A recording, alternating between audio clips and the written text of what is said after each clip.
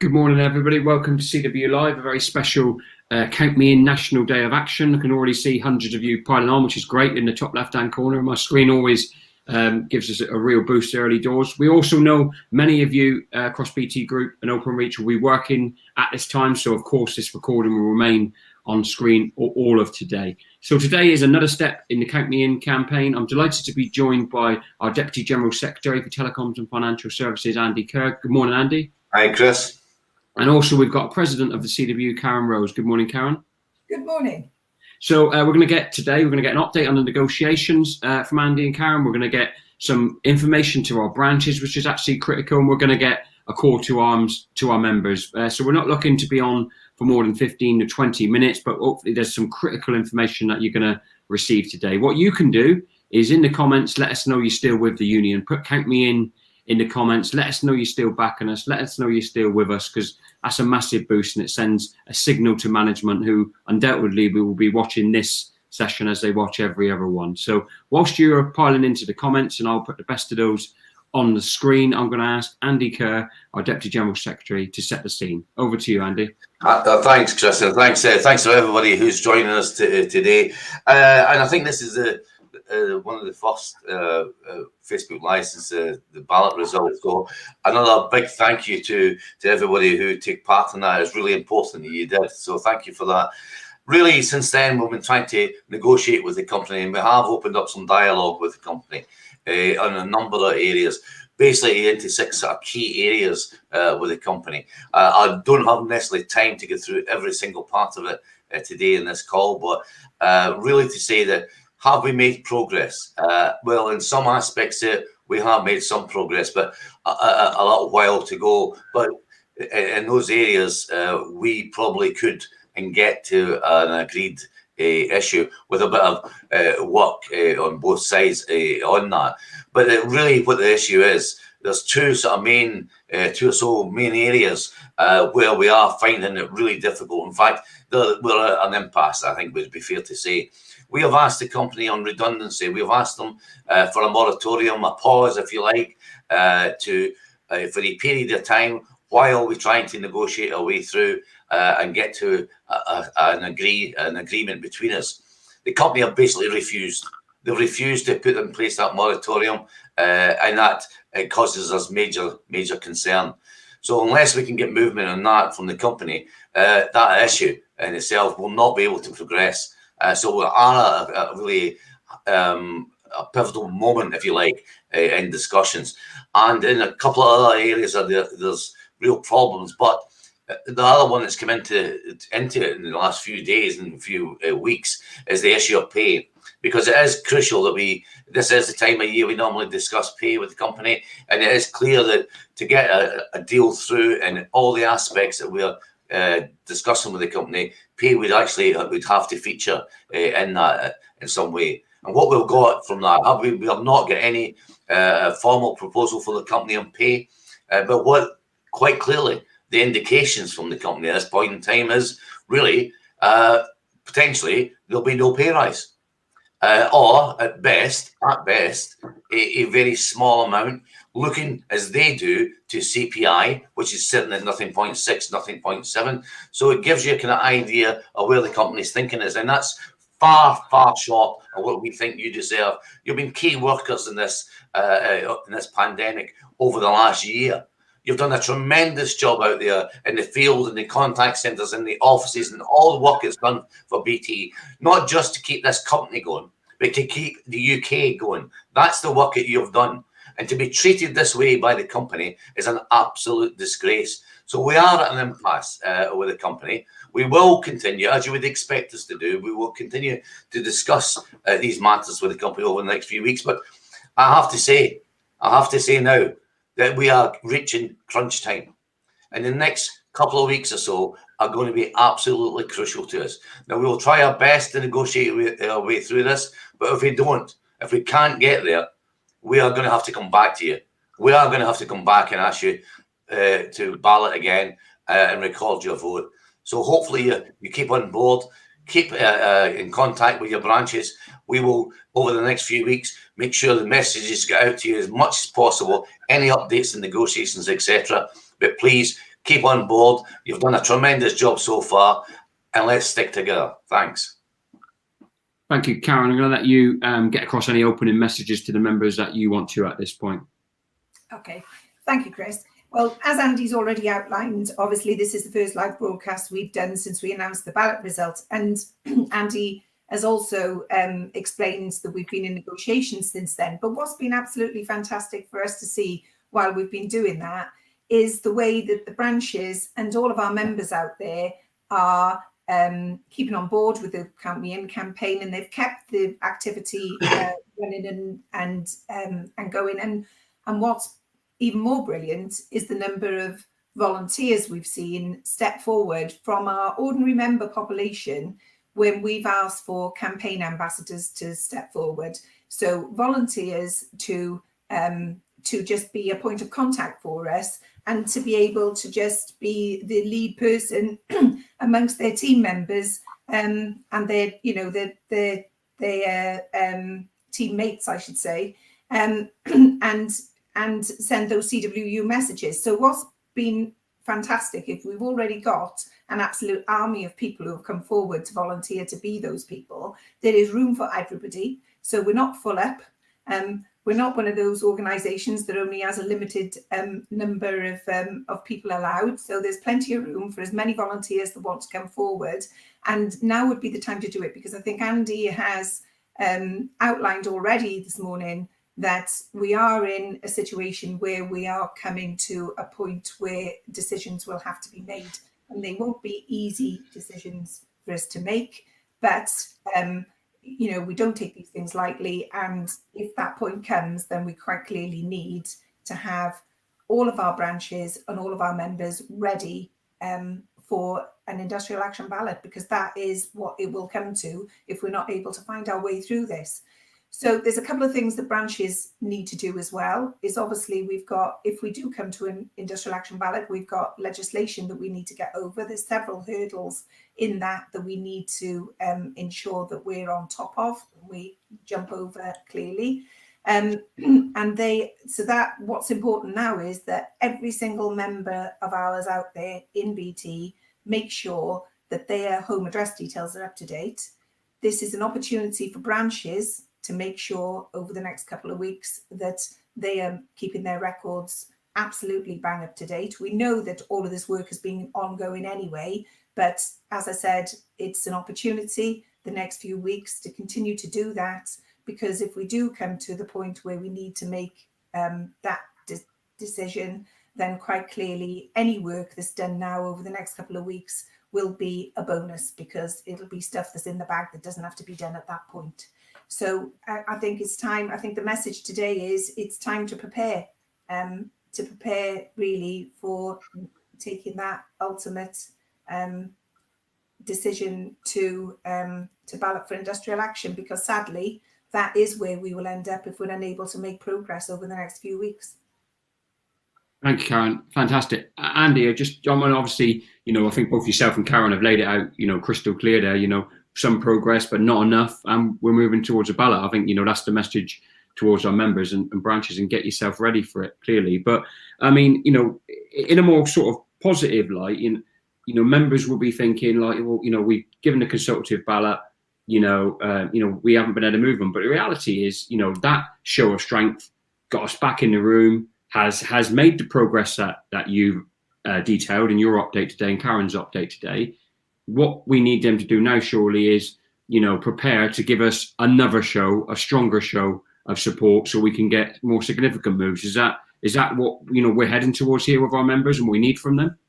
Oh, I think undoubtedly, Chris, that's the position. You know, say we have managed to get back in negotiations, and you know that tremendous ballot result did help. And I think the message I tried to put across to the company, because what the company was saying to me in the ballot result was, "Oh yes, Andy, yeah, good result, I suppose, for the CWU, but people voted for that for different reasons." My answer to them was, "Yes, you're probably right. They did vote for different reasons. But what it does say is that 75% of your team member workforce are unhappy with how this company is being run at this point in time." And that's you know, if the company want to just disregard 3/4 of the workforce. Well, they do it at their peril, in my opinion. So yes, we may have to show it again, feels of strength to the company to drag them back. But I think the issue for us at the moment, we seem to be, certainly my perception is in negotiations with the company, dealing with the people who we normally deal with in these type of negotiations, that the people we're dealing with are negotiating with us with their arms tied behind their back by other senior managers who are restricting the discussions, restricting the issues that need to be addressed in those negotiations. So that is a real difficulty for us. So let's put the blame where it should be. It's that senior operational managers in each of the lines of business are responsible for where we are today. And if I can use this session, Chris, to say something, I mean, I was astounded to see the article a couple of weeks ago in the Mail on Sunday with an interview of Philip Jansen, the CEO, who I believe is a decent person. But to say that he's making people redundant and doing it in a professional manner, doing it with elegance. I've never heard such a term used for making anybody redundant in my life, and doing it in a classy way. That shows you that completely he's out of touch with his membership. His team member workforce. To make anybody redundant at this point in time is an absolute disgrace, especially for the company. Yes, its revenues might be down. Yes, its profits might be down slightly, but it's a very, very profitable company and will go on to be a very profitable company in the years to come. And this is not the time to do it. We've got people who, yes, want to leave the company voluntary, and we've got people who have been put at risk of redundancy who want to stay. It doesn't take a genius to work out what's the best route to take, but the company have taken the wrong route.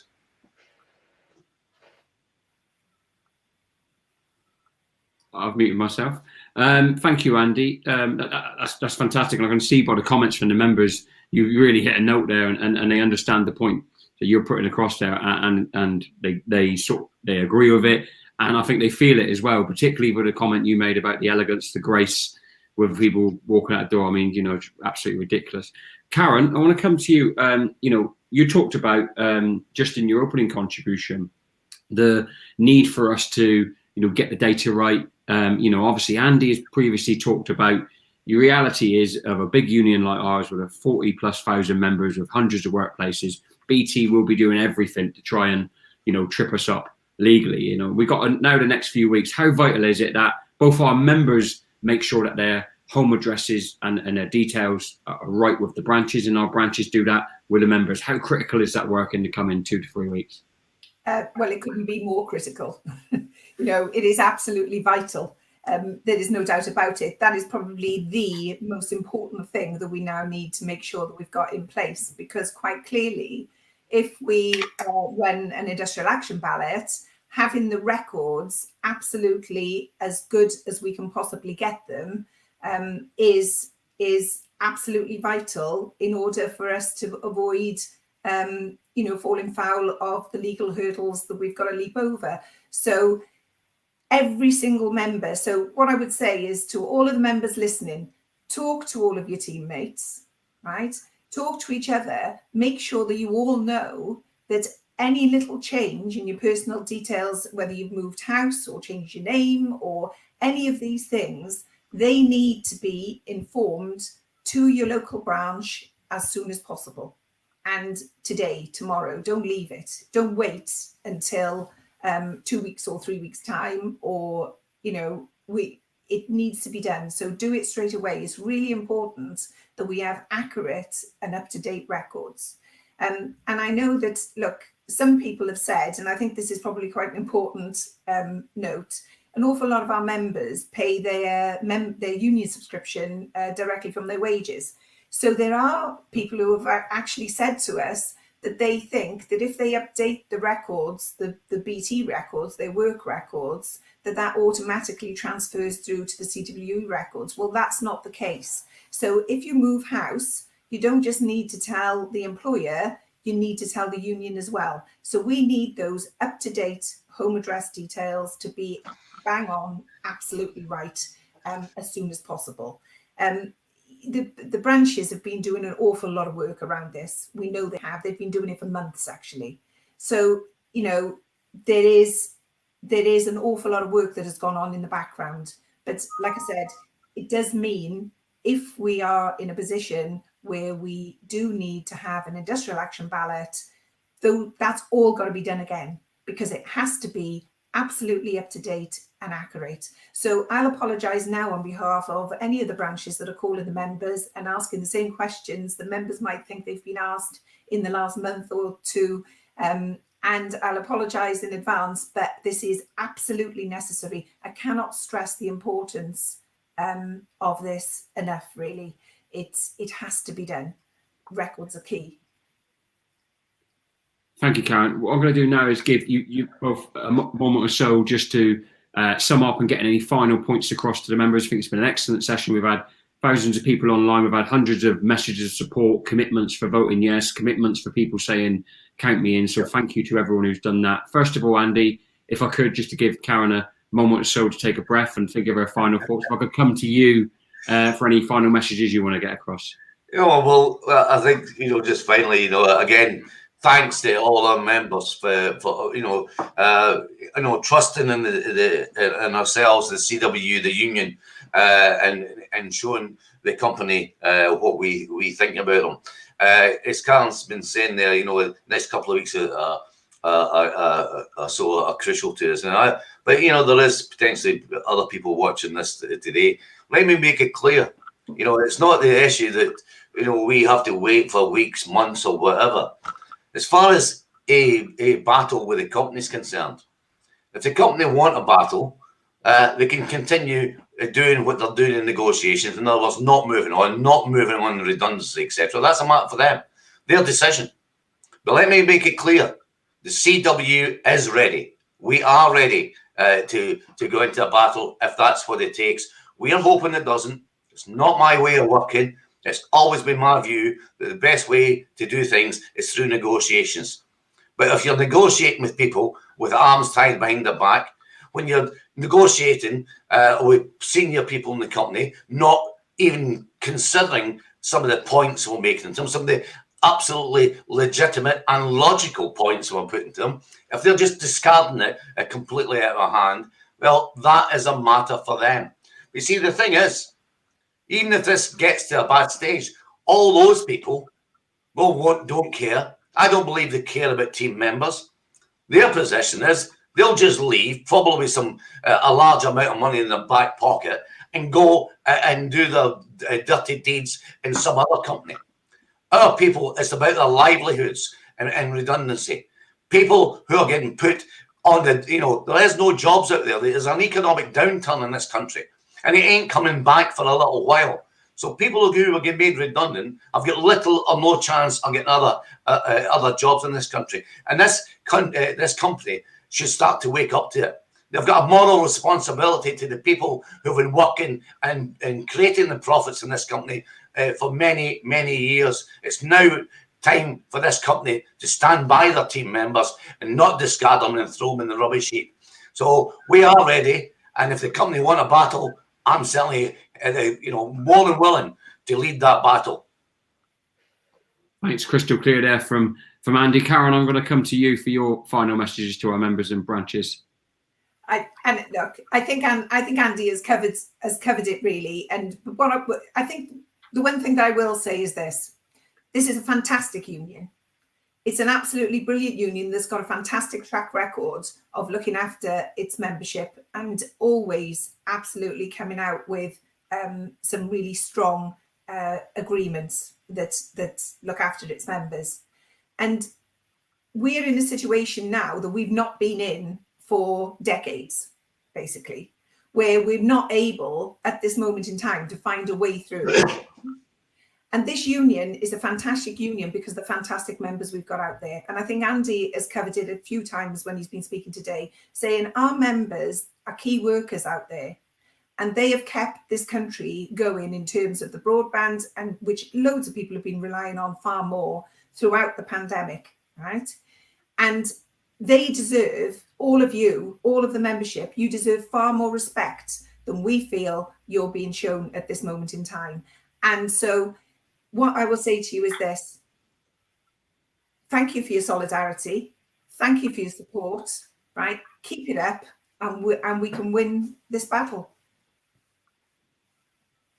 Thank you, Karen. That's fantastic. So just leaves me to say thank you to both of you for coming on and getting the messages across to the members. I think it's been a really good session. Really surprised at the amount of people watching it. We know many of you will be in work, so a few messages. Please share the link. We'll send it out via the WhatsApp broadcast and email, but please share the link with your colleagues. Tag them in so when they're on their break or they finish work today, they can watch it. I think in summary, from us guys, is a really, really big moment coming for the union. So everyone, our branches from headquarters and the members need to get ready for that. So we will be regularly updating you throughout the process. But if there's a branch meeting in your area today, please attend it and enjoy the National Day of Action. So thank you from us guys, and we'll see you later.